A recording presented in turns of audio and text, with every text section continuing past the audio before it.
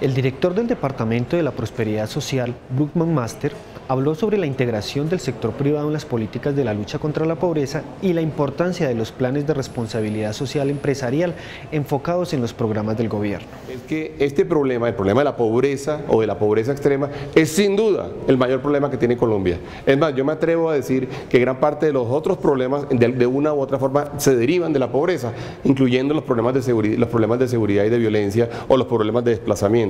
De manera que si uno logra efectivamente solucionar este problema, uno debería estar en capacidad de solucionar todos los problemas. Pues bien, siendo este el principal problema de Colombia, yo he venido haciendo un llamado y de hecho he sido escuchado por el sector privado. Estuve en la Sobancaria, en la asamblea Sobancaria, estuve en la de Camacol, pasado mañana voy a estar en la de la ANDI, porque yo he venido invitando al sector privado a que sea parte, digamos, de este esfuerzo, por muchos caminos.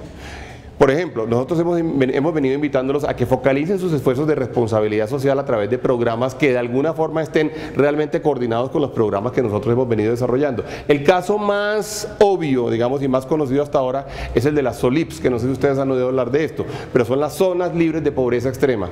¿Qué hemos hecho? Nos hemos sentado con las diferentes empresas que tienen esfuerzos de responsabilidad social y les hemos propuesto que conjuntamente con los programas públicos y los programas de política pública y los programas del sector privado nos concentremos en algunos grupos y comunidades particulares. El caso más conocido hasta ahora es el de Sopó. Tomamos Sopó hace unos meses, digamos, hace unos 8 meses, y tomado Sopó, digamos, se identificaron exactamente todas las familias, que no eran muchas en el caso de Sopó, porque Sopó es un pueblo, digamos, relativamente rico, relativamente próspero. Y el hecho es que hoy en día Sopó es el primer municipio libre de pobreza extrema por un esfuerzo que se hizo con Alpina y un esfuerzo que se hizo con Corona, que son las dos grandes empresas presentes en Sopó. Pues bien, este ejercicio ya lo hemos repetido en otros 10 municipios. Ya lo hicimos en Tocancipá, tenemos 3 en Cartagena, y uno en Ararca, en donde hace poco. Ararca es un pueblo supremamente pobre, a solo 3 kilómetros de la bahía de Cartagena. Pues Ararca, ustedes no se imaginan, ¿no? Se sentía realmente como en otro siglo en términos de desarrollo. Pues bien, allá logramos y ya tienen acueducto, alcantarillado, y eso no solamente es un esfuerzo, digamos, del sector público, es un esfuerzo con el sector privado. De manera que venimos desarrollando esas SOLIPs. Tenemos 12 hasta ahora, la meta nuestra es tener 50 al final del año y ojalá podamos tener 100 al final del año entrante. Nos estamos sentando con todos los esfuerzos de responsabilidad empresarial del sector privado para sacar esto adelante. El otro esfuerzo que hacemos con ellos, que es muy grande, es el de generación de empleo. Nosotros, como tenemos programas como Jóvenes en Acción, del cual les he hablado ahorita, queremos hacer una conversación muy dinámica y productiva, tratando de entender qué tipo de formación se requiere en Colombia para que estos jóvenes no solamente estudien, sino que consigan puesto, que no solamente estudien, sino que finalmente tengan trabajo. El funcionario también se refirió durante su paso por la redacción de La República al aporte que genera la iniciativa de las 100.000 viviendas en la erradicación de la pobreza y los análisis que hace el gobierno para entregar este tipo de viviendas. Hay que hacer un ejercicio de viabilidad en términos de quién va a ser capaz de mantener esas viviendas. La necesidad de viviendas para gente en condición de pobreza en Colombia hoy en día es de 1.200.000 viviendas, de manera que las 100.000 viviendas, si bien son muchas soluciones, son solamente un poco menos del 10% de las soluciones que se requieren.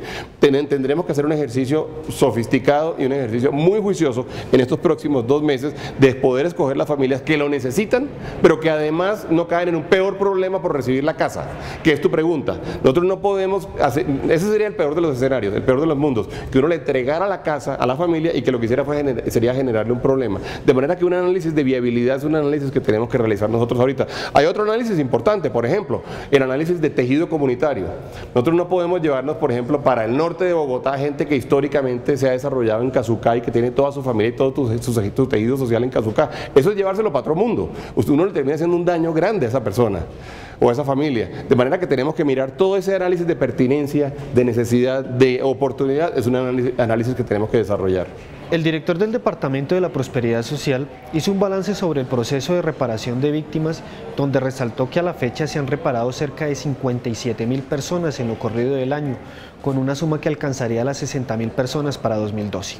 La ley de víctimas es sin duda, digamos, como el reto más complejo en el cual se metió nuestra sociedad en los últimos años, que fue el reto de reparar integralmente a las víctimas de un conflicto que, entre otras cosas, sigue vigente y que todavía tiene presencia en nuestro país. Parte de lo que permitió la ley de víctimas fue hacer una reparación durante 10 años y se dijo la reparación tendrá que ser gradual y se tendrá que ir haciendo poco a poco. Parte también de lo que definió la ley de víctimas era que iba a haber un periodo de alistamiento hasta por lo menos el primer semestre de este año, en donde se estaba creando toda la institucionalidad para que efectivamente le fuéramos capaces de atenderlas. Nuevamente, este problema es un problema también masivo.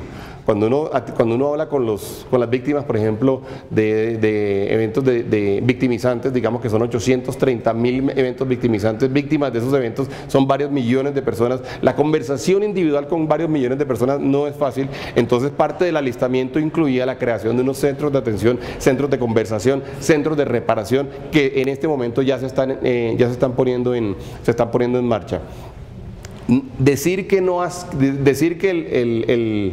el tránsito ha sido un tránsito automático, exento de problemas, sería decir mentiras. Pero lo que sí podemos decir es que efectivamente se están cumpliendo los plazos que dio la ley. Ahora, yo entiendo perfectamente a los ciudadanos y entiendo perfectamente a las víctimas cuando sintieron durante el primer semestre de este año que había un periodo, digamos, como de interinidad, porque era el periodo durante el cual la ley estaba permitiendo que se diera todo el tema del alistamiento. Eso es cierto. Ahora bien, en el mes de junio arrancaron las reparaciones administrativas ya, y las reparaciones, digamos, las que venían, digamos, del decreto 1290, las que venían de la 418, todas venían de normas anteriores, y a estas alturas tenemos reparados 57.000 personas. 57.000 personas es un montón de personas reparadas. Ahora, es un porcentaje bajo del total de víctimas, pero lo que se había propuesto y lo que estaba incluido dentro del escenario, que inclusive se incluyó en un COMPES que salió el día 1 de diciembre, era que iba a haber una reparación de 60.000 personas durante este año 2012.